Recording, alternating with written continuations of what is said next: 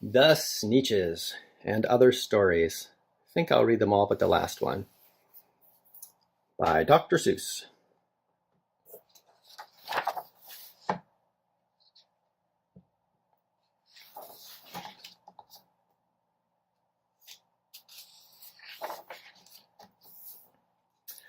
Now, the star-belly Sneetches had bellies with stars.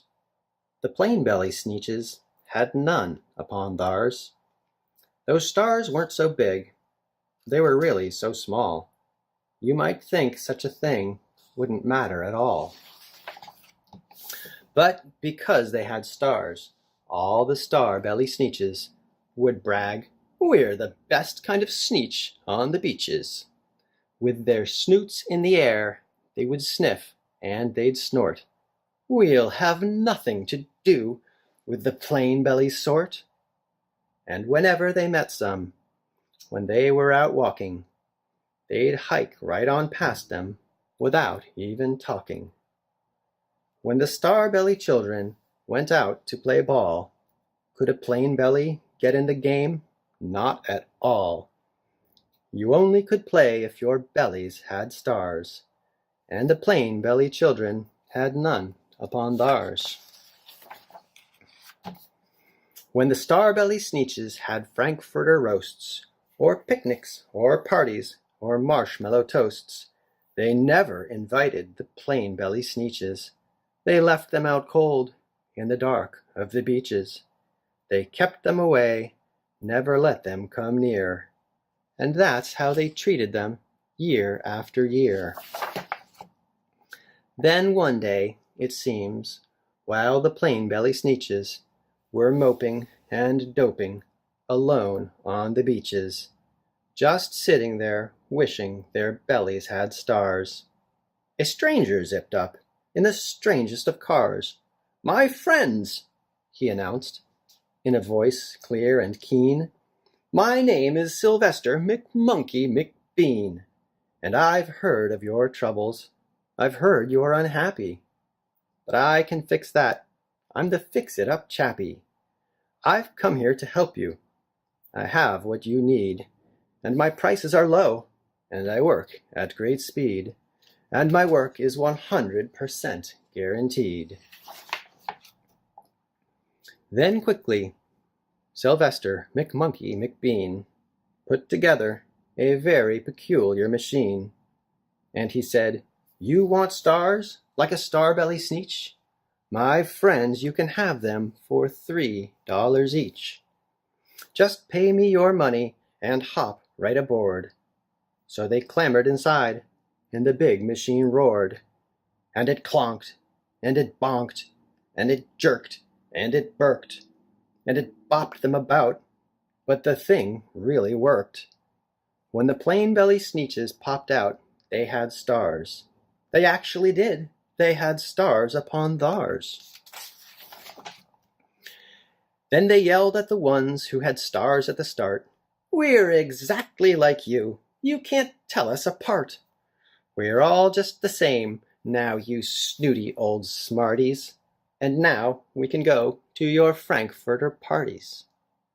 "Good grief," groaned the ones who had stars at the first. "We're still the best Sneetches, and they are the worst.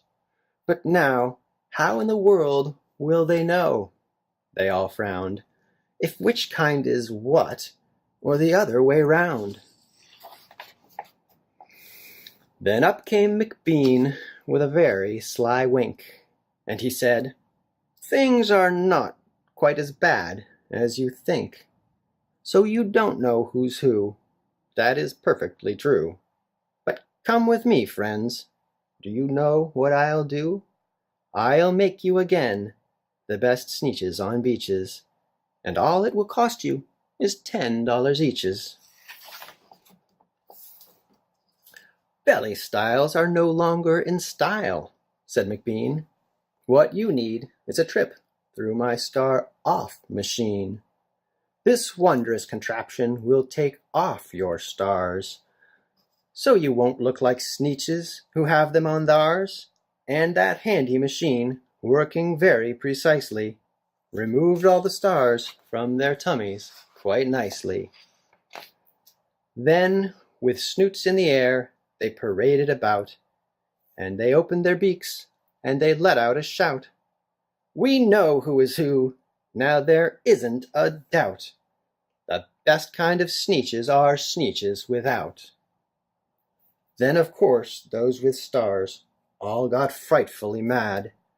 To be wearing a star now was frightfully bad.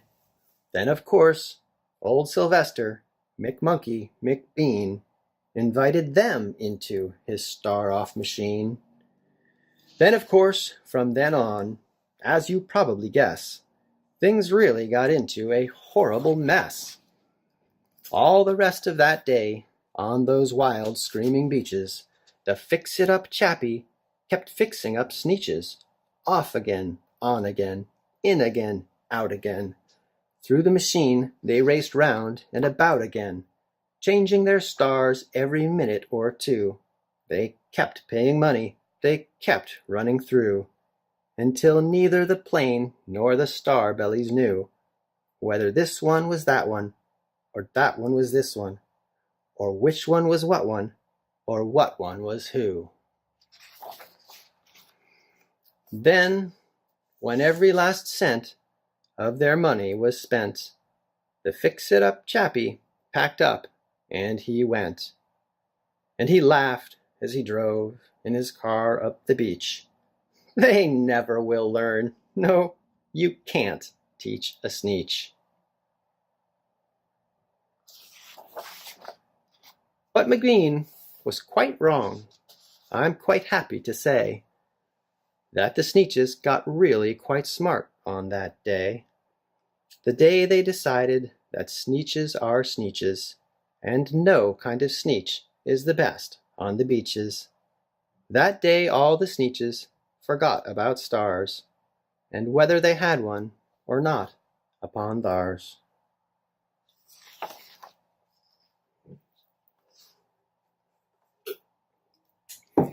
The Zacks. One day, making tracks in the prairie of Prax, came a north-going Zacks and a south-going Zacks. And it happened that both of them came to a place where they bumped. There they stood, foot to foot, face to face. Look here now, the north-going Zacks said. I say, you are blocking my path. You are right in my way.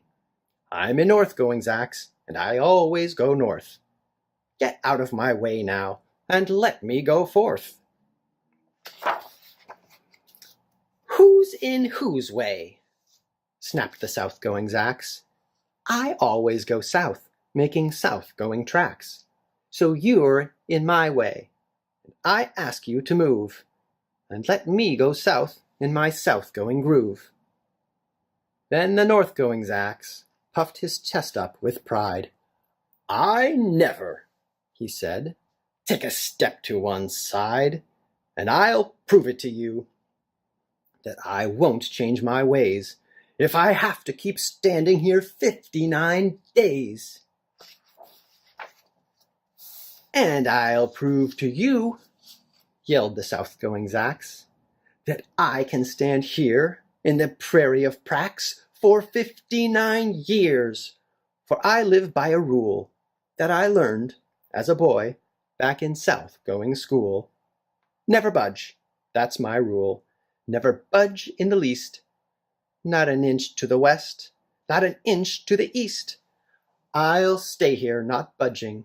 I can and I will, if it makes you and me and the whole world stand still.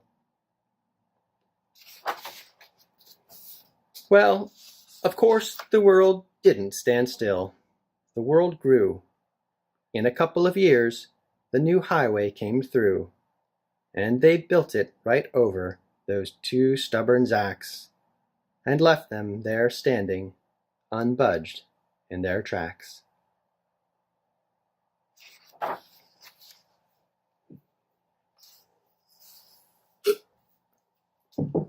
Too Many Daves.